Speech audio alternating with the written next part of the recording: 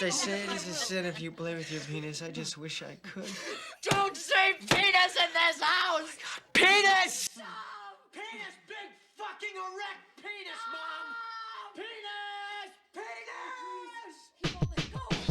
Game Mill Entertainment. If you've been a subscriber for a little while, then you'll remember that name from my video on G.I. Joe Operation Blackout, aka one of the worst video games I've played in a long time, despite loving it due to my weakness for cheap licensed AA games. If you haven't seen it, then there's a card in the upper right corner. You should check it out right after this one, just give me some extra money. Well, in the same month that Game Mill announced G.I. Joe, they also announced that they were making Cobra Kai, the Karate Kid Saga Continues. Which, by the way, is a terrible name. Just call it the Saga Continues, damn it. But the point I'm getting to is that despite initially anticipating the G.I. Joe game, I was actually pretty nervous about Cobra Kai. Now, thanks to my father, I grew up with the Karate Kid movies. By the time I was 10, I'd seen them all at least twice over. And yes, I've unfortunately seen the next Karate Kid with Hilary Swank. We even saw the 2010 reboot in theaters. I still haven't seen the animated show though. But when Cobra Kai came out, I really had this adversity towards watching long shows. The idea of being invested in a show for almost a decade, waiting every 2 or so years for the next season, only for it to possibly end like dog shit, just really didn't appeal to me. However, when the show jumped ship from YouTube to Netflix, and the buzz around the third season began, I ended up watching the entire show, and boy oh boy, this is probably the best Karate Kid related thing since the first movie. With all due respect to Terry Silvers, I don't think that opinion's controversial at all. So, the idea of a licensed video game based on a continuation of an 80s franchise I've been watching for God knows how long? On paper, it sounds like one of the few saving graces of 2020. Sadly, at first glance, it seems like a case of second verse same as the first, which is what made me so nervous. Ugly graphics, some interesting artistic renditions of actors, more lazy comic style cutscenes, clunky gameplay, bad sound mixing, the works. But for some reason, when playing Cobra Kai, it feels like it had a lot more time and care put into it, way more than G.I. Joe did. Cobra Kai feels like it was made in vain of the hidden gem licensed titles from our childhood that we'd play over and over again, while simultaneously invoking the feeling of an old-fashioned arcade beat-em-up, and if you can't tell, I'm all for it.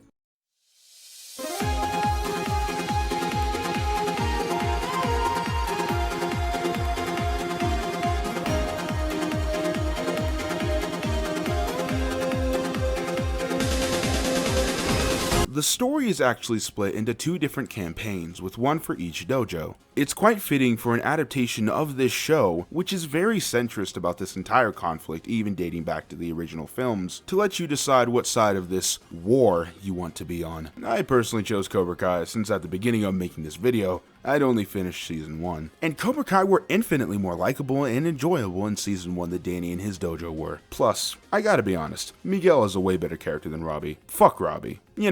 Despite the accidental girlfriend beating, which you can, unfortunately, or fortunately, depending on how fucked up you are, reenact in this game. But leave it to me, good old Pizza Dad, to ask where this game fits in the Cobra Kai timeline, because that's what my life's come to, isn't it? Fucking hell. Is this story even canonical? Is it in an alternate universe? Did Biggie have it all right, and was it all a dream? I used to read Word Up magazine. What I can gather is that it's pretty much a non-canonical story told by Hawk and Dimitri. It's just an embellished retelling of big moments in Seasons 1, 2, and oddly enough, Season 3, despite this releasing 3 months before its premiere. But it's mostly just Season 2, down to most of the characters having almost the exact same attire to what they all wore in the final episode. However, there's a significant amount of new fights and conflicts that are wholly original to this game, like fighting Tom Cole and Graham?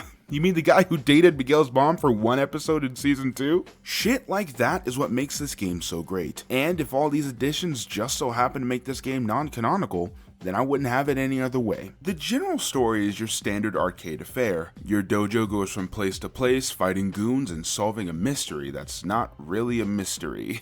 Neither dojo is on the right side. It's very similar to a fighting game in that matter.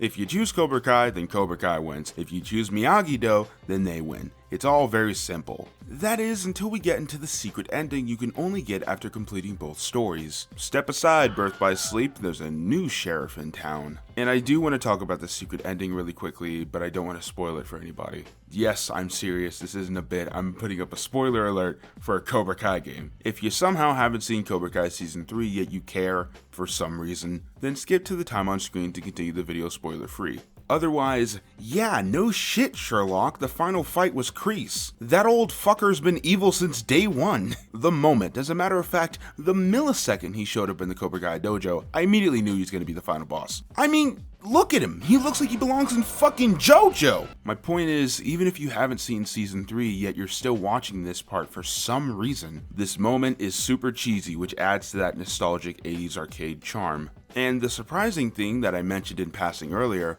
is that this game came out 3 months before Season 3 was ever released. I mean, the third season was shot back when the show was still owned by YouTube. It was completed around mid to late 2020, so it had been sitting on the shelf for a while. So, did the devs accidentally guess how the third season would end? Or was it a Phantom Menace situation, where the entire thing was spoiled beforehand solely due to a pretty bad release date? Well, it was confirmed by the showrunner Hayden Schlossberg, let's hope I got that shit right, that he did in fact have a hand in the writing for The Saga Continues, and that the foreshadowing for Season 3 was intentional, despite definitely being non-canon. Which definitely explains why there's a final fight with Kreese like in the Season 3 finale, but with completely different context, thus not spoiling the show itself. As well as the reintroduction of characters like Kyler, Yasmin, Trey, Cruz, and the introduction of Sean, a character who's introduced in Season 3. Season 3 spoilers are over, don't worry, you're safe here. Part of me wants to be a bit bothered by all that stuff for some reason. I guess it would have been nice for the game to have waited and fully adapted Season 3 as well, but in the end, the choice to make this game its own thing, and to ignore pretty much all of the personal drama that makes up about 60% of the show, makes this game more marketable to newcomers as well as those who just really don't give a shit about any of that stuff. Was that a needlessly long tangent on story in a Karate Kid video game?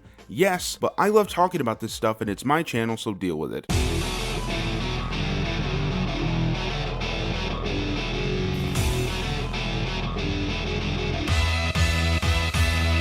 There's a surprising amount of work put in both the Cobra Kai and Miyagi-Do campaigns. I mean, not to keep beating a dead horse into the ground, but compared to G.I. Joe and its campaign, it's almost like night and day. The music that differs in instrument and tone, the completely separate cast of characters, and new perspective on different areas. For a low-budget title, you're definitely getting your money's worth. But there's something on my mind that we have to get out of the way before we can get back into praising this game. Is Cobra Kai's art style ugly? Well, like all forms of art, that's all up to perspective. Personally, I think this low-budget stylized look worked well for Game Mill's other titles, since most of them were based on cartoons. However here, it's so I love the cel-shaded look for the world. The color palette is ridiculously bright as well, which breathes some light into every single section of the game. But the characters are where the problems begin to rear their ugly fucking head. Some of them, such as Daniel, Johnny, Dimitri, and Hawk, look a lot like their original actors in the cutscenes as well as gameplay.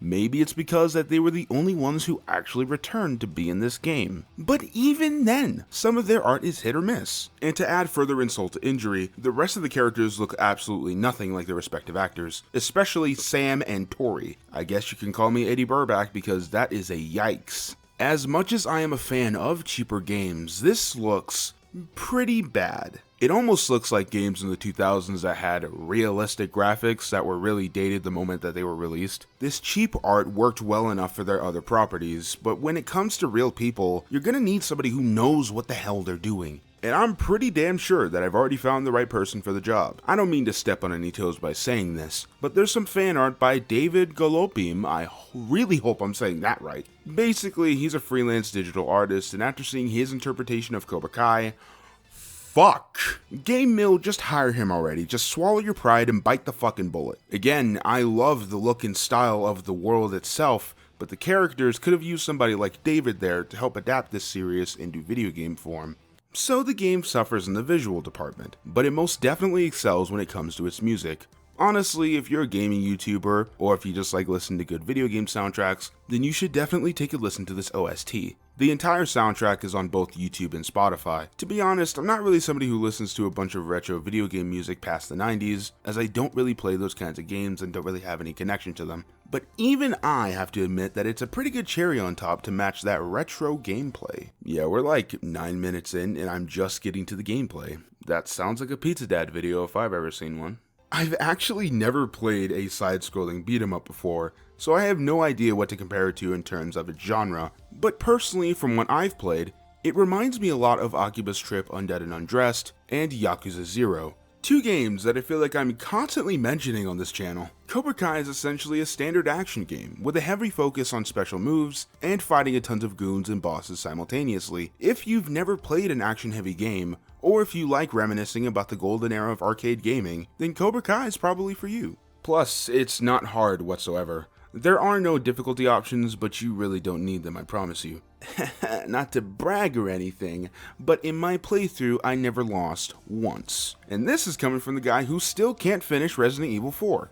Now sure, some of your dojo members will die a lot early on, but that's why you have 4 of them. It's also why the game gives you an abundance of health, weapons, special moves, and environment takedowns. Look, if you are intimidated by the retro design, take it from the guy who doesn't really play anything past the PS1, anybody can play this game. Attacking does take a bit of time to adjust to, since you have to be right in front of the person you're aiming for the attack to land, but you get used to it. Now, each campaign is only about 8 hours, and thankfully it never felt like it was endless. Yeah, it's repetitive, the entire game is just fighting enemies and bosses in various places, but that's exactly what you're coming here for. However, this is why you're mostly just seeing Cobra Kai footage. Don't get me wrong, I'm going to finish the Miyagi-Do campaign and fight the secret boss, but it'll be on my own time, so just keep that repetitive nature in mind. I do wish that the enemy types coincided with each individual level to give each place something distinct. Like, let's say you're playing the high school level. You're probably going to fight football players, emo guys, cheerleaders, and so on and so forth. At the chop shop, you'll fight mechanics. At the shopping malls, you'll fight the moms, and you get the gist of what I'm trying to say. With this one very specific change, each level will feel like it offers something different from the rest besides the music. There's also a specific boss fight at the end of each area, but those are recycled all the time. As is, the entirety of California is just kind of generic. Lots of vague parking lots, shopping malls, and city streets. There's nothing inherently bad with that, I just wanted a little more specificity and variety. And this is coming from the guy who hates California. Maybe if there's a sequel based on the later seasons, then they could go that extra mile, but hey, a man can dream. Also, I really didn't know where to put this, but the rich mom enemy type has this skill where she calls for these 2 guys who are presumably her sons, and their names are, get this, Chandler and Ross. I cannot make this shit up. Why is my 80s franchise referencing a 90s show? Why Friends specifically? Why just Chandler and Ross? Did someone on the team love their characters so much and just needed to add them to Cobra Kai? Or did they hate their characters so much that they had to find a way to legally beat the shit out of them? Furthermore, why are these 2 brothers when, in the show, they're just longtime college buddies? It'd make more sense to have a boy and girl duo of Ross and Monica, the only 2 who are actually related. These are the things that keep me up at night, and if I don't stop now, I'll keep going forever and ever until the world fucking ends. Licensed video games died in the 7th generation during the early 2010s. Tons of other YouTubers have talked about this specific topic ad nauseum, but TLDR, it was cheaper and more financially viable to make throwaway mobile games than to make a full $60 game for consoles that probably won't sell all that well. A lot of them were made on a time crunch by a team who either phoned it in for a paycheck or put their best work forward and were subsequently milked dry until they were a former shell of themselves. Sure, there were diamonds in the rough, but for the most part, lots of these games were despised and even seen as shovelware like 70% of the Wii's library. And much like those bargain bin titles, Cobra Kai was developed to cash in on a currently hot property. No shit. But it seems like the dev team had some sense of care for this license. At least enough to work with the showrunner. A care that we don't really see that much these days beyond the big AAA superhero games and the LEGO titles. Personally, it doesn't really matter that much to me that the game kinda looks like shit. It kinda adds to that retro charm. In my mind, the joy I get from a game is far more important than how it looks or how well it's received. That doesn't excuse how bad the characters look though, they still look like shit. Cobra Kai was honestly just a lot of fun. Is it dumb? Yeah. Is it a little clunky? For sure. But for only $20 on Steam, it's kinda hard to not get it. Even if you hate everything about this game, you can't ignore the fact that this is objectively the best Karate Kid video game adaptation. Thanks, LGN. Anyways, that's all I got for you guys this time. Like, subscribe, and all that jazz. I'll catch you guys next time. Later, kids. Have a good night. Robbie is still the worst character. Fuck you, Robbie. Bitch ass.